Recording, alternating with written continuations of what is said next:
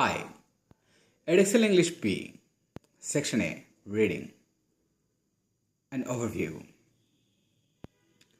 Section A carries 40% marks. In this section, there will be two non-fiction texts. So let's learn a little bit about non-fiction writings. Non-fiction writings and their features. The first type of non-fiction writing, biography. In biography, we get to know about a person's life, a person's life's important events, the approved events that the person or his family allows us to know. Autobiography. When the writer himself or herself gives a record of his or her life. Review. A review can be a movie review, a book review, where a person writes his or her response about a particular piece of art. Encyclopedia, book of knowledge. Encyclopedia records information about anything and everything that is related to our planet Earth, related to us, humankind. Speech, the spoken verse written as a script. Letters, the addressee writes to addressee, the date is mentioned, salutation is there, the body of content, and in the end, the closing, the signing off. Articles, different types of articles there. They have persuasive writing. In the articles, writers give information, explanation, examples, and wants to persuade the reader into believing something that he or she believes. Reports can be newspaper reports, official reports, where the writer gives information, details, facts and figures about something.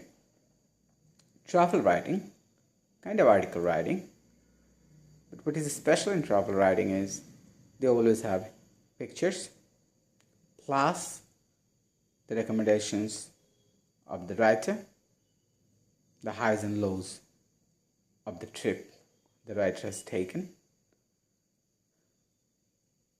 Now let's move to our next page. Let's see what we have there. We need to know the presentational devices the non-fiction writers use.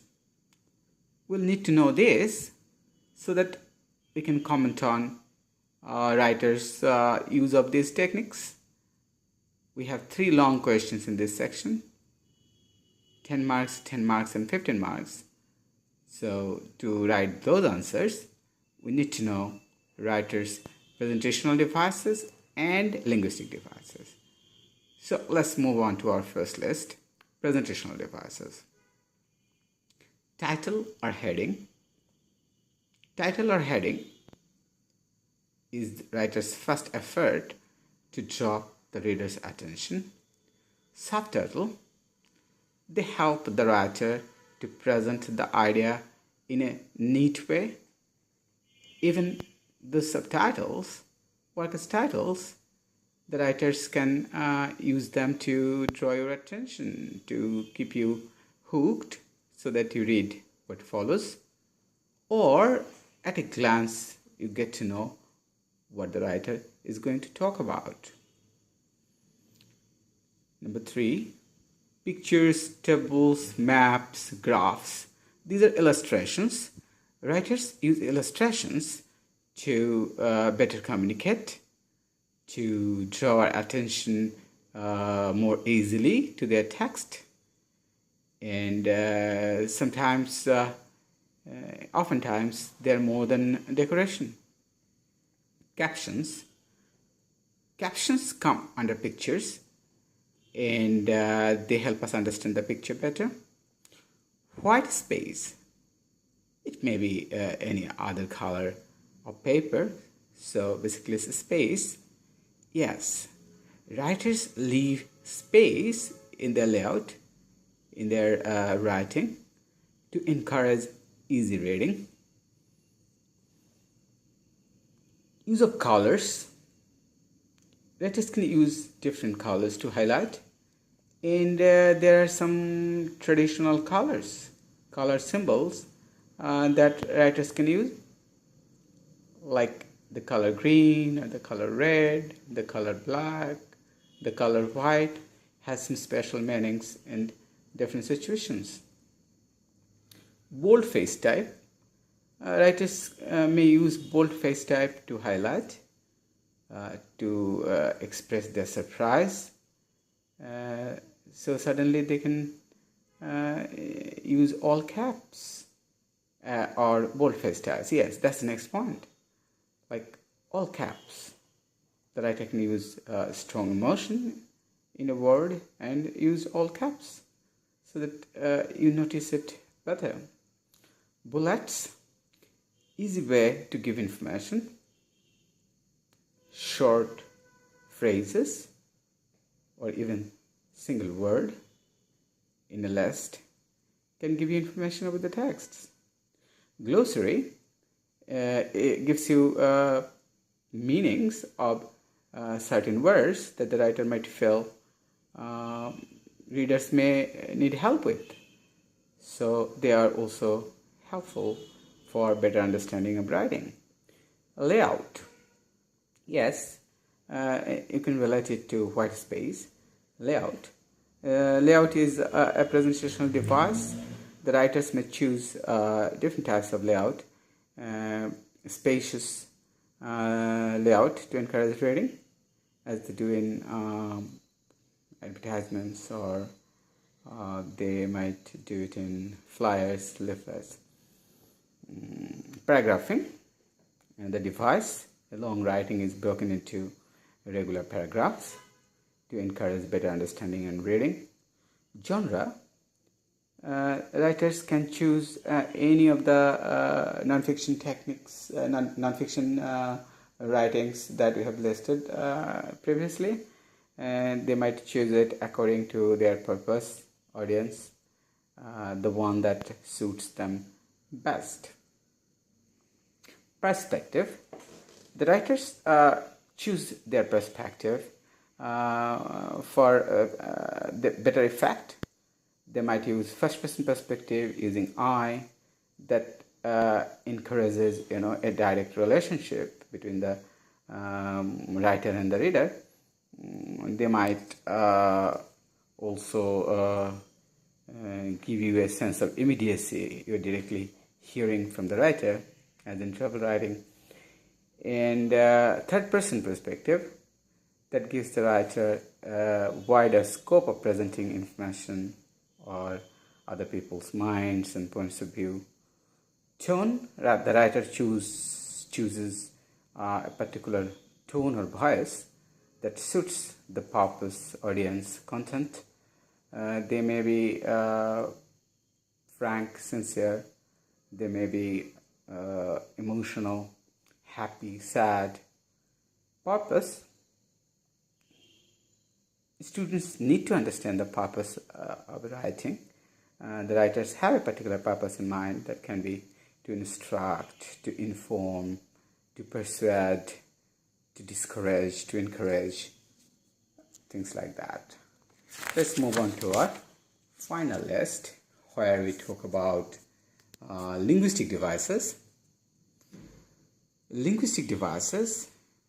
On top we have figures of speech. These are devices to make our language more vivid and clear. There are many. We have listed a few here.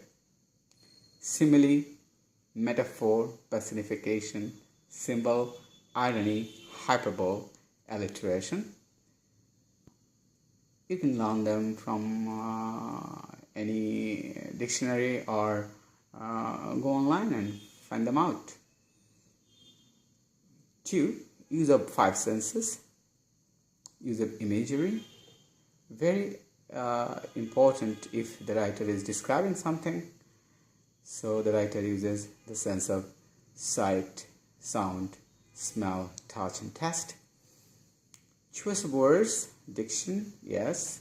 You can note the writer's choice of words for a particular effect. Descriptive language, yes. Descriptive language might include details, adjectives, adverbs, and use of senses, as you have found before. Emotive language, the writer might use words or expressions that creates emotion in us, makes us happy, sad.